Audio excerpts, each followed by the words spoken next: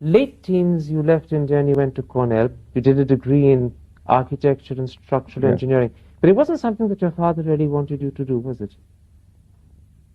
My father wanted me to go to England. He wanted me to be a chartered accountant as he had been. And I was the rebel who wanted to go to the United States, and I wanted to study architecture and engineering. So he didn't like it. Did you have a problem with him over this? No. He accepted your decision? Well, I did it anyway. What was Cornell like? I mean, you were a rich Indian, and suddenly you were in a big American university where the name Tata probably meant nothing. No, I was just one of 20,000 students. Believe me, in those days when an Indian went abroad, the RBI gave you a very meager allowance. So I was not a rich Indian. I was a struggling student at that time, wondering whether I'd make it to the end of the month before my next check came. And quite frankly, the thing about Cornell was it was so big, and you were so anonymous, and you knew no one, and you were in a new culture. It was scary for the first few months.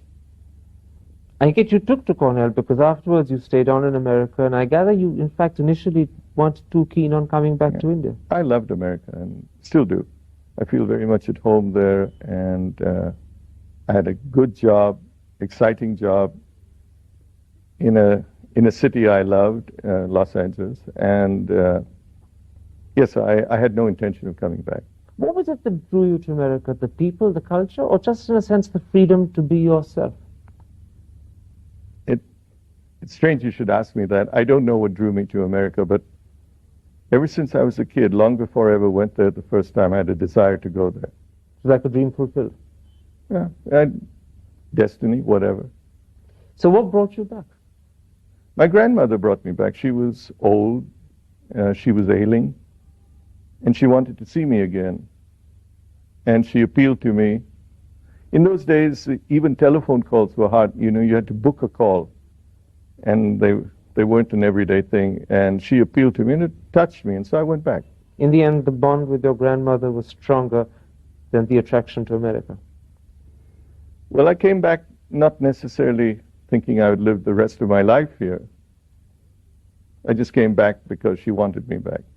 Within 15 days of your return, you found yourself bundled off to Jamshedpur, beginning a new career in the Tata. And it wasn't a great job that they sent you to do, was it?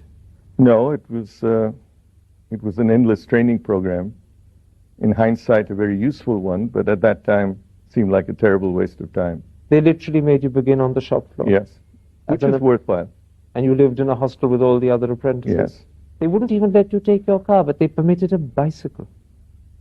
They permitted a bicycle, or I was rather offended that I was told that you can't take your car, but you can take a bicycle. Coming from Los Angeles, I didn't see how anybody had the right to tell you what to do.